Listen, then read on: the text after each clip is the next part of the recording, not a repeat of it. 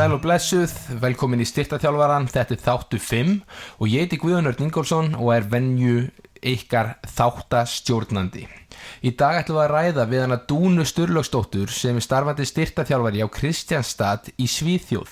Ásamt því að hún starfar hjá KSÍ eins og bæði Kári og Arnór, nema hennar hlutverk það að hún styrktarþjálfari á A-landsliði kvenna í knattspyrnu sem á fullu að undirbúa sig fyrir leiki í þjóðadeildinni á móti Danmörku og Þýskalandi. Alvöru verkefni þar á ferð.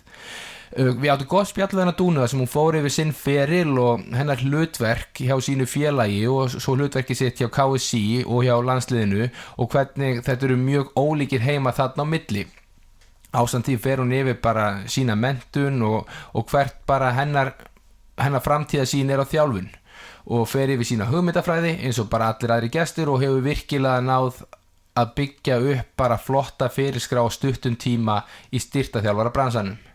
En aftur á móti svo vanalega, þá erum við með frábæra sponsa með okkur í liði og það sem við byrjum á að tala í dag eru Unbroken sem einn af 4 stærstu styrktaraðilunum í bestu deildinni í knattspyrnu og Unbroken einstök náttúrulega vara með margþætta virkni og eitt þetta náttúrulegt orkuskot án koffín sem jafnari orki við daginn, mikið magna B12-vítamínum og engin gerviefni.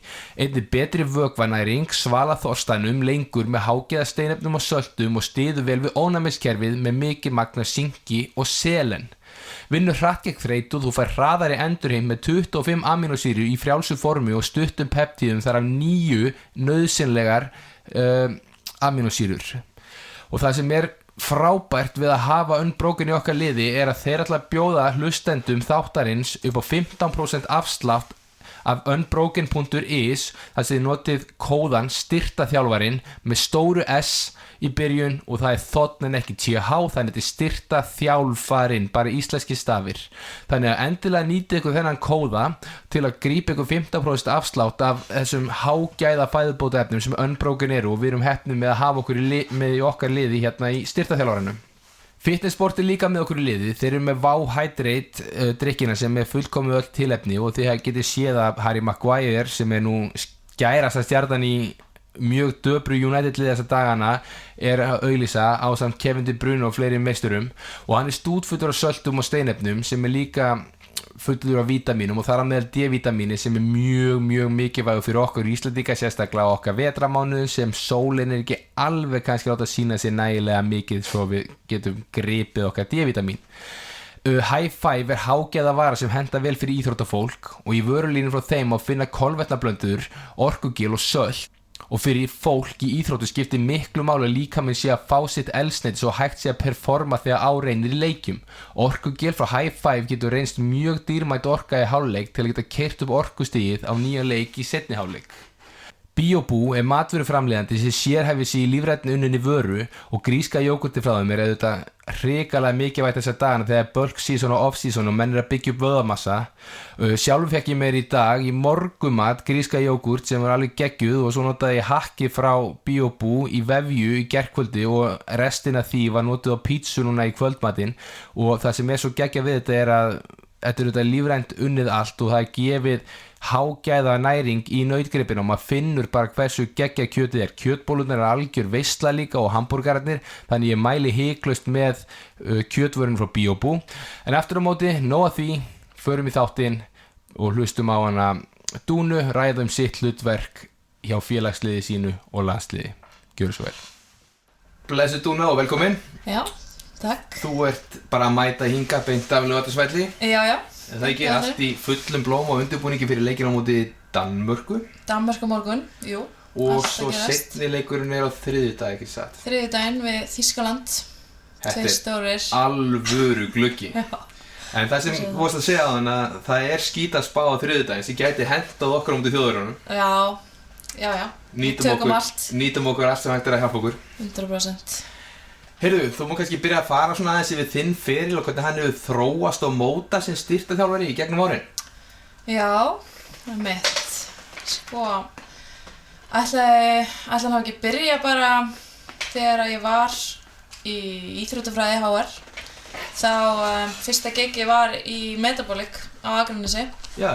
Og starfaði þar í 3 ár eða eitthvað svoleiðis og já, svo bara útskrifast ég og ég man nú ekkert tímalínuna á þessu öllu saman en ég útskrifast úr BS í HR, fer svo áfram í masterinn og þar fæ ég, held ég var örugglega útskrifuð þegar ég byrjaði svo með KSÍ. Ég var búin að taka nokkuð gig með 19 ára landsliðinu kvenna sem fitnessþjálfari með Dodda og Jura þá og svo þegar Hjalti hættir sem styrktarþjálfari með kvennalandsliðinu þá hoppa ég inn næstu 3 ár síðan. Þetta líður hratt sko. Og já, ég myndi segja að ég byrjaði metabolic, svo hefur þetta svolítið gerst, svolítið bara mjög hratt og einhvern veginn mjög unexpectedly. Einhvern veginn ég fengi bara tækifæri upp í hendurnar sem ég er mjög stolt af og þakklátt fyrir. Þannig þú ert að hoppa inn í kringum COVID þá eða? Já. Fyrsta Steini hringir í mig í febrúar 21. Já, ok. Og þegar hann tekur við, þá búin að vera síðan. Hef svo verið með bara mína svona eigin fjarþjálfun, eitthvað svona hér og þar og ég man ekki hvort sé að gleyma einhverju. Já, ætli það sé ekki svona helsta og svo bara einhvern veginn endaði ég í Kristjánstad síðast liðið árs. Og það er basically þá fyrsta lið sem þú vinnur með er atvinnumannalið? Já, það er svolítið svoleiðis. Ég var búin að vera með Ég er á Skaganum, þannig að ég var búin að vera eitthvað svona aðeins með í að bara þær voru að koma inn á styrktaræfingar bara í metabolic ásamt Rúnu sem var eigandi þá. Þá meistaraflokkur kvenna aðalega? Meistaraflokkur kvenna. Hafði náttúrulega þjálfað bara fótbolta sjálf og var einmitt eiginlega nýbúin að taka við 3. flokki kvenna þegar að Beta svo hringir í mig. Þannig að það var bara að hoppa út í verkefni í flugvélina? Það var svona pínulegilegt sko. En ég gat ekki sleppt þessu tækifæri þannig að það ætli sé ekki bara tæplega ár síðan að Beta hringdi bara að það var lok nóvember held ég og við vorum flutt út byrjun janúar. Ok, það er búið að spennandi og þú tókst núna tímabil með þeim sem sagt, já. Ertu út á að tala um að hafa tekið 3. flokki líka þannig þú ert með UEFA gráðurnar líka? Já, ég er búin með B. Ok, frábært. Ætli maður þurfi ekki að klára A líka. Já, svo þú þurfi ekki að klára Pro líka. Byrjum A. En þarna, ok, bakgrunnin þinn á menntun sem tekið starfi nú, talar um að það er klárað BS í íþróttafræði. Já. Ertu byrjað á mastersnámi líka eða? Búin með það, búin með 2. Sagðirðu það áðan? Ég man það ekki. Ég var að stilla nefnilega græða líka, þannig ég gat alveg dottið út sko. Ég fór í BS í HR og fór svo beint í master og var í kostunámi á KSÍ þá. Ok. Þannig ég sá rannsóknir og mælingar fyrir yngri landsliðin. Þannig að það er kannski líka einfalt að svona opnaði svolítið þína leið inn í KSÍ út frá því. Já, frábært. Það var alveg svoleiðis sko. Og svo er ég ófrísk þegar ég útskrifast úr því og árið seinna klára ég svo annan masters. Það er svo sneytt í HR og getur tekið 2-faldan masters. Fyrri var ég man ekki svona hvað þetta heitir, bara Sport Science master og svo var hinn heilsuþjálfunar kennsla. Já. Fyrsta árið er eins, þannig ég átti bara 1 ár eftir til að klára, kennsluréttindin líka. Já, ok. Þannig ég tók það bara líka meðan ég var að bara hugsa hvað ég ætla að gera eftir fæðingarorlof. Þannig að, já, það er svona mín menntun. Já, frábært. Þið eru náðu einhver námskeið sem tengjast starfinu? Ég hef náttúrulega farið á Júfa námskeiðin, fótboltanámskeiðin. Ég fór á einhver metabolic námskeið hjá Helga Jónasi sem er algjör snillingur. Ég fór í Svíþjóð núna þessu ári fór ég á velocity based training. Ok, sem var haldið í Malmö eða? Sem var haldið í Malmö. Já, ég sá það, já. Já, það var geggjað og er geðveikt dæmi ef maður er með græðnar. Ertu með það? Ég er með Tendo unit að það vegnum. Ok, veist það. Þannig að ég var mjög sein með því en svo náttúrulega bara peningar sko, maður þarf að eiga smá. Það er víst. Voruð þið að vinna með Gymaver þá á þessu námskeiði? Ég bara, ég mannaði ekki svona hvað appið hét sko. Nei. En það var mjög lærdomsvægt, skemmtilegt. Gymaver er sem sagt svona velocity based græði sem er mjög vinsæl á markaðnum. Já. og rosalega þægileg beint í appið Já.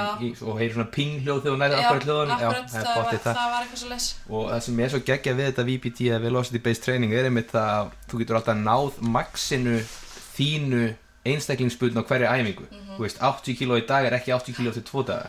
Það var einmitt það sem heillaði mig svo mikið sko, ég náttúrulega, eins og sagði hann, bara fyrsta árið mitt eiginlega með félagsliði, bara ég komin í efstu deild í Svíþjóð, þú veist, maður er búinn að læra mjög mikið, en þú veist, það helsta bara að það engin leikmaður eins og þú veist, mann langar að gera svo mikið með öllum og svo bara gerir maður eitthvað og svo bara, ok, þetta hentaði ekki þessari. Nei, og svo bara prófælinn svo rosalega ólíkur, þú veist, með kannski fullorðinn einstakling. Já.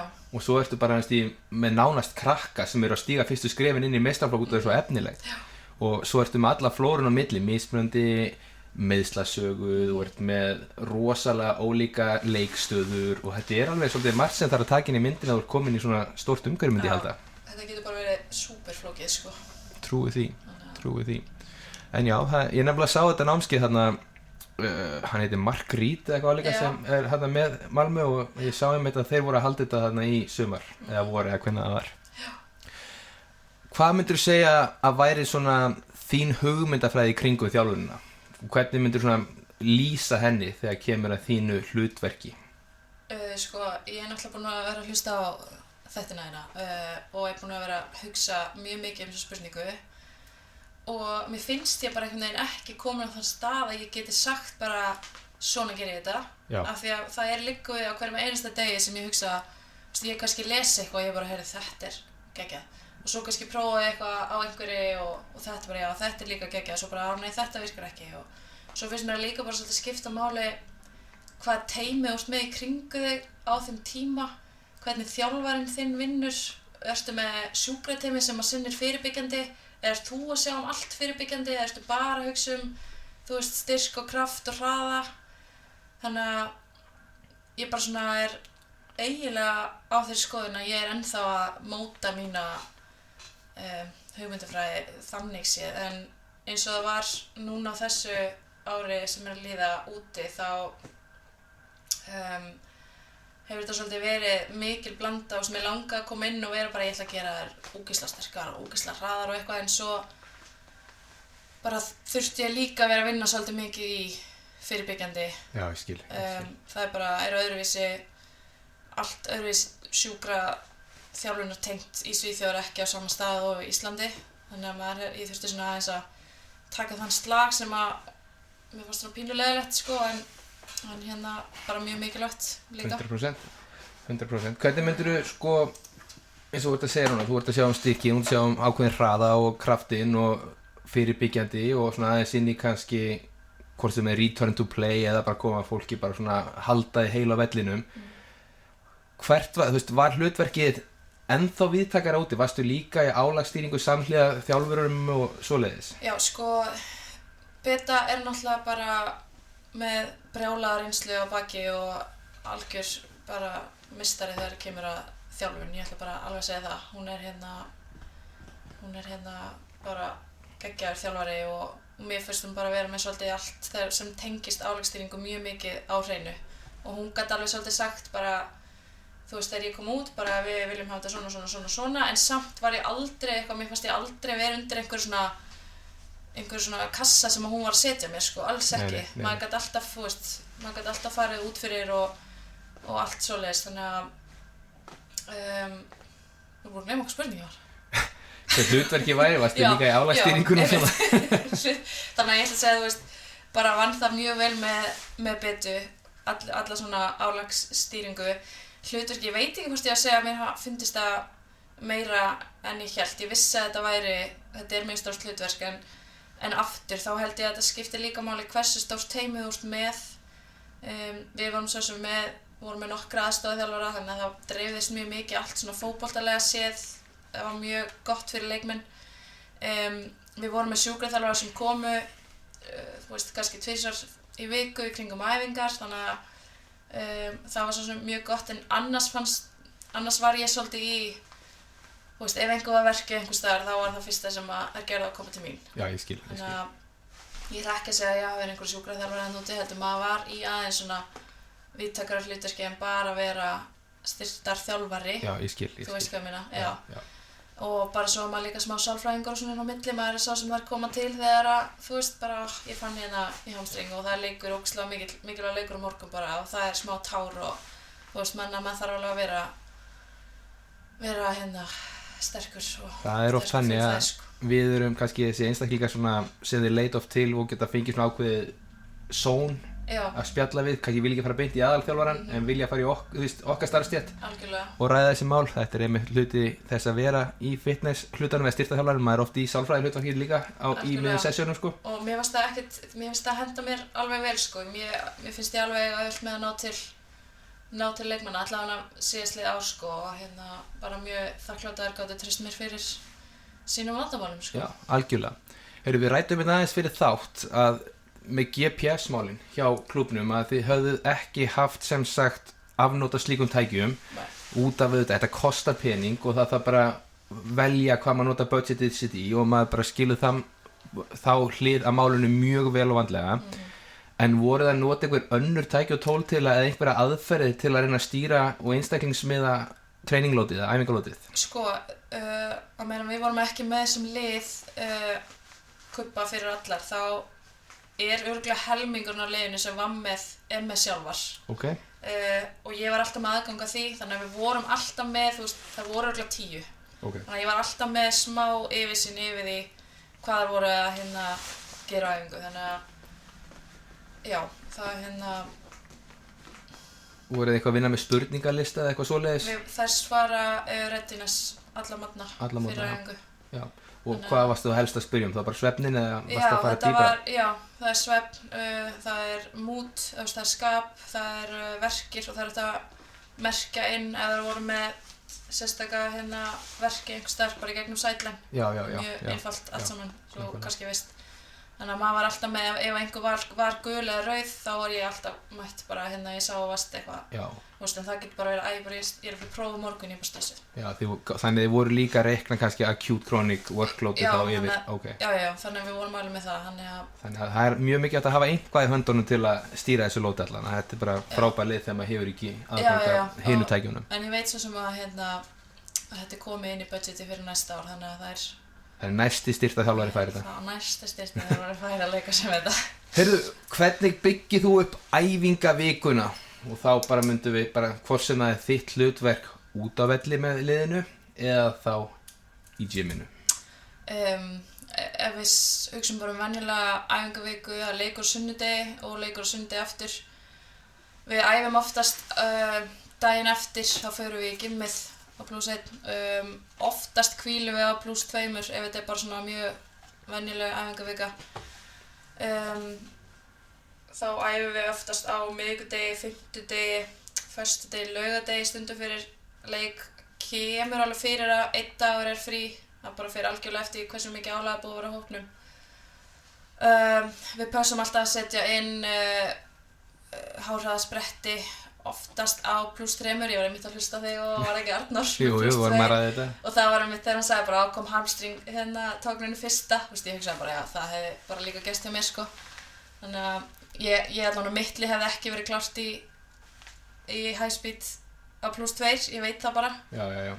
Þetta var -2 eða ekki? Já, ég meina það, nei, ég var að -2. Já, ég held að +2, þá varstu bara gjörsamlega ganga frá einstaklingum. Þá, ég var líka bara þetta meikar ekki sens. Nei, en lífeðlisfræðilega meikar það ekki sens. Nei, akkurat, þannig að á +3, þá hérna reynum að fá inn smá svona lengra high speed.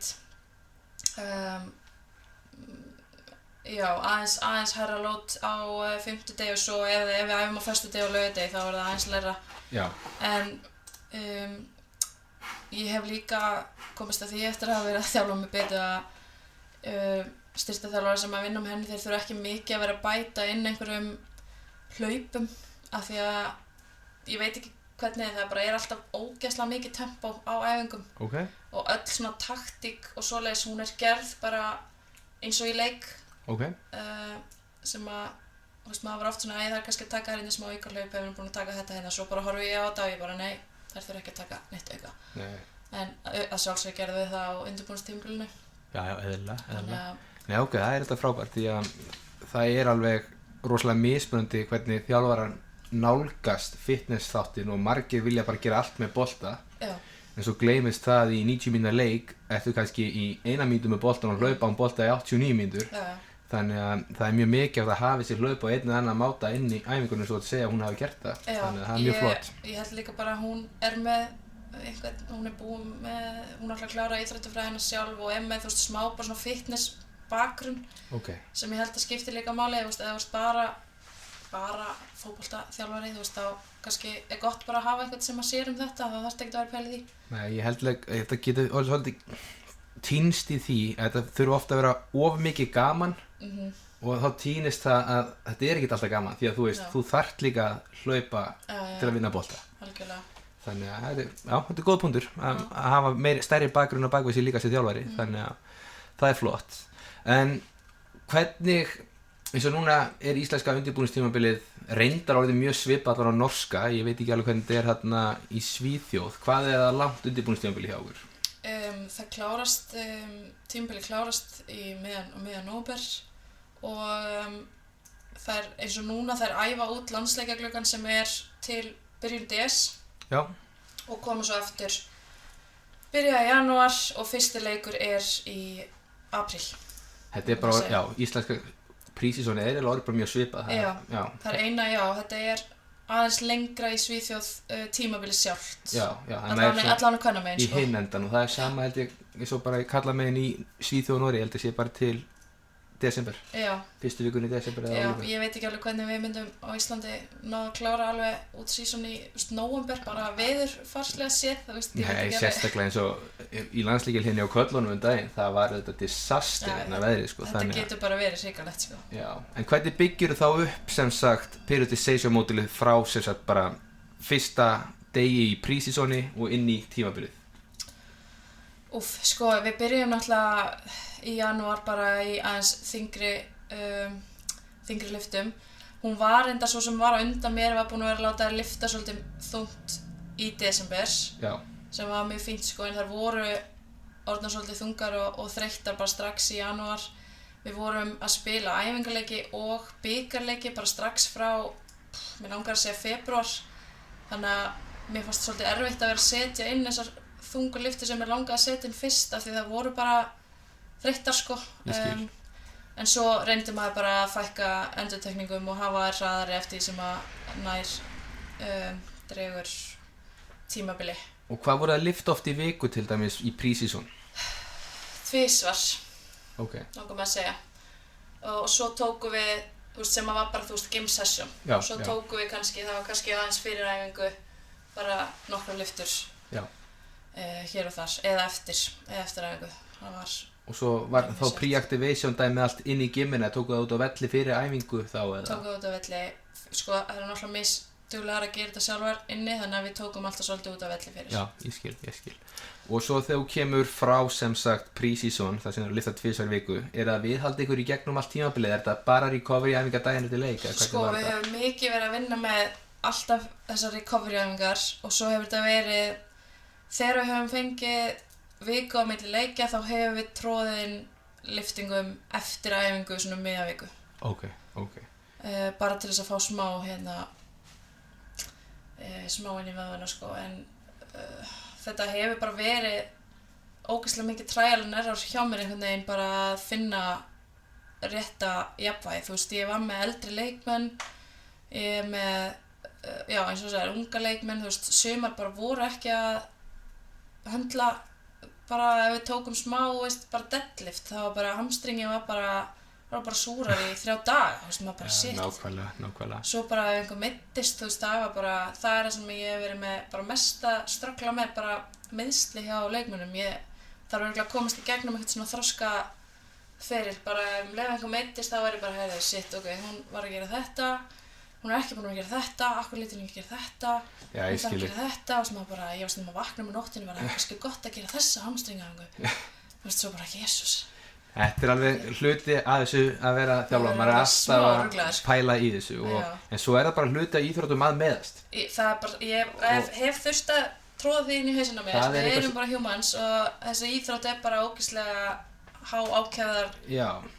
íþrótt og þú veist. Kannski líka eitt sem má heldur ekki gleyma þessu, jú, við getum verið með allar æfingar í heiminum, en hvernig er svefnin hjá einstaklingnum, hvernig er næringin, er búin að vökva sér nægilega mikið, er hann að taka steinefni sín og allt það samhliða þessu. Þú veist, við getum gert það sem við getum gert og gert okkar allra besta, en að meðan allt hitt er off, þá er þetta annars erfitt. Þannig, og líka það að ábyrgðin þarf líka að vera hjá leikmanninum, að þau þurfa að læra að sinna sér sjálf líka, því að þú ert ekki alltaf þarna og það er ekki alltaf þjálfari til að halda í hendina þér, sko. Það er alveg 100% þannig. Þannig að, já, þetta er bara hluta af þessu, en hvernig var til dæmis eins og þú segir, þú ert þetta er lærdómsferli og þetta er trial and error eins og þú segir sjálf, hvernig var availability svona yfir tímabili hjá ykkur, bara hjá leikmönnum, voruð þið að lenda í einhverjum meiðslum eða? Við þurftum að díla við, það var 1 hamstring og 1 framan á læri. Annars hefur þetta verið bara svona lítið eitthvað njask, sko, sem að var aldrei eitthvað lengi í burtu. Jú, eitthvað svona smá, eitthvað svona hamstringvesen hér og þar, en þú veist, það var 1 höfuðhögg sem að annars ekki, sko. Nei? Ekkert eitthvað svona stórt. Jú, markmaðurinn okkar, hún reif allt í olnboganum á sér í leik, það var reyndar frekar brútal, er að koma tilbaka núna. En annars hefur það bara gengið vel, þó að ég sé alltaf bara, veistu, ég er ennþá á þeim stað núna, ég bara leið og æfingin er búin, það er bara, æfingin er búin, enginn meiddist, gaman. Það er hluta þessu líka. Okkar hlutverk eru þetta að bera ábyrgð á þessu líkamlega þættu, þetta viljum við að allir komast í gegnum þetta og haldist heilir og svoleiðis. En varstu með einhverja mælingar eða tæki og tól til að framkvæma mælingar til að fylgja eftir? Við vorum nefnilega ekki með neinar lyftingamælingar eða neitt svoleiðis. Hún var búin að taka svolítið sem var á undan mér. Það var samt aðalega bara eitthvað svona til að reikna út rep max sem hjálpaði til í gymminu, sem hjálpaði alveg helling. En annars bara ákváðum við eiginlega í sameiningu að vera ekki mikið að testa á þessu tímabili, hvort sem að það var rétt ákvörðun eða ekki. Nei, það er bara, við getum ekki sagt neitt um það. Nei. En hvað svona, við förum kannski smá uppeyju frá þessum pælingum og berum svo saman hlutverkið hjá íslenska landsliðinu og svo KDFF eins og kallar, Kristjánstad. Hver er svona stærsti munurinn á þessum 2 verkefnum? Sko, þetta er alveg stór munur, myndi ég segja. Svo sem þó ég sé að sjá svona svipaða hluti inn á fótboltaæfingunni sjálfri, þá er ég náttúrulega hef ég verið með aðeins stærra hlutverk innan KDFF, en það náttúrulega bara er annað inn á félagsliðs.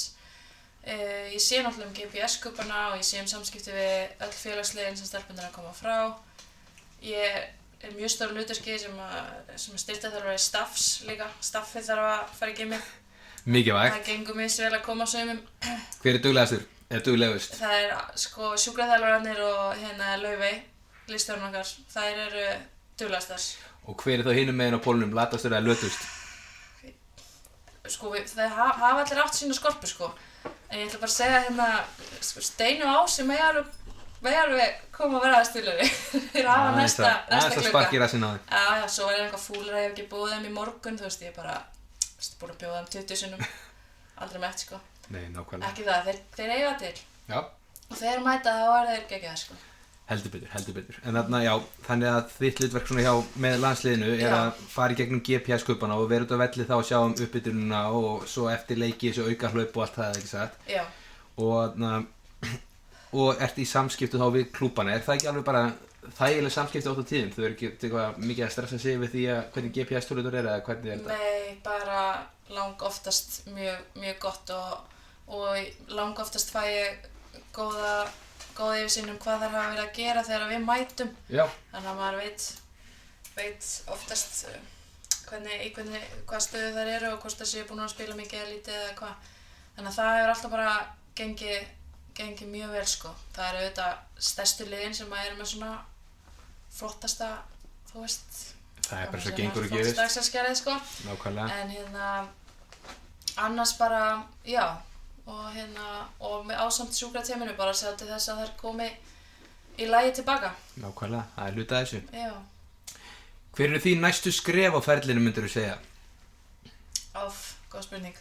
Ég er náttúrulega klára bara mitt ár núna í KDFF sem hefur bara verið ógeðslega lærdómsríkt og skemmtilegt og bara allt hef ekkert nema gott alla þar og klúbbinn að segja en ákvaða fara heim eftir ár, þannig ég fer heim í desember þegar maður bara með líf, maður með eiginmann og dætur og svona sem maður það líka að hugsa þá ég að fara bara í svona svolítið skrifstofustarf núna sem að tengist samt íþróttum og íþróttum barna og sjá til þess að fleiri börn stundi íþróttir sem bara eitt mikilvægasta bara í lífinu, finnst mér. Ég sammála því. Þannig og svo ætla ég bara vonandi að halda áfram í landsliðinu og það segja allir að mér eftir að byrja að leiðast ef ég ætla bara að vera í einhverju skrifstofustarf núna og vera komin í eitthvað lið án ég veit af en þá bara gerist það annars ætla ég bara að njóta þess að prófa að vera smá venjulegum vinnutíma og bara vera með landsliðinu og sjá hvert lífið leiðir mig. Nákvæmlega. Heyrðu, við varum að fara inn í lokin kannski og ræða hvort þú hafi einhverja bækur eða eitthvað námskeið eða podcast sem getur mælt með fyrir hlustendur. Einmitt, nei, ég get ekki sagt það, ég bara meira í rannsóknunum sko. Já. Ég ógeðslega lítil bókakona. Þannig að þú mælir með PubMed og Google skólar. Já, það svolítið mikið þar sko. Ég skráði mig þegar ég var í skólanum, þá skráði ég mig á eitthvað lista, þannig ég fæ þær sendar í e-maili, bara eitthvað svona áhugaverðar greinar, þannig að þær alltaf bara komnar í e-maili og maður glöggar í þær og þannig að ég mæli með því. Já, ég held að það sé bara mjög sniðug leið. Maður reyndar bara ekkert hvernig ég gerði það af hverju, en þetta var það researchgate.net síðan kannski? Já, það ekki? getur verið. Já, ég var einmitt að nördast inn á henni daginn. Já, einmitt. Þannig að, og svo ég bara að passa að vera dugleg að lesa án þess að lesa yfir mig, þannig að maður hafi smá manneskjulega nálgun líka. Það hluti af þessu og það getur verið erfiður balans, ég tala reynslu með það. Maður alltaf einhvern veginn að glugga og lesa og pæla og svo það oft þannig að þegar maður í þeim pakka þá drukknar maður í eigin hugsunum og það svo gott að eiga eitthvað félaga til að hringi og svo bauna þessu öllu við hann og drekja af honum. Þannig að ég mæli með þið sem eru í þjálfarjobbin allan að finna einhvern annan þjálfara til að geta aðeins baunað hugmyndum yfir. En heyrðu, annars bara frábær spjalltúna. Gaman að fá þessa innsýn á þitt hlutverk í Kristianstad og hvernig þitt hlutverk með landsliðinu. Og ég bara óska ykkur góðs gengis í þessum leikjum núna í næstkomandi viku því þetta núna bara á næstu 7 dögum eru 2 leikir og þetta eru stóri leiki fyrir ykkur í undankeppni EM eða ekki? Ekki beint, þetta þjóðadeildin. Þjóðadeildin sem eru þetta leið inn í EM. Þetta svona einhvers konar flækjuleið sem að engin skilur nema á sig heila en já. Já, ég ekki ennþá búinn að skilja þess að þjóðadeild í gegnum þessi ár sem þetta búið í karlaboltanum líka sko. Þetta algjört rugl. Eins og núna með hvernig karlalandslið á ennþá séns á EM. Ég bara skil ekki þessa leið í þjóðadeildi. Það bara gott. Það bara frábært. Heyrðu, takk hérlega fyrir spjallið og bara gangi sem allra best. Takk fyrir.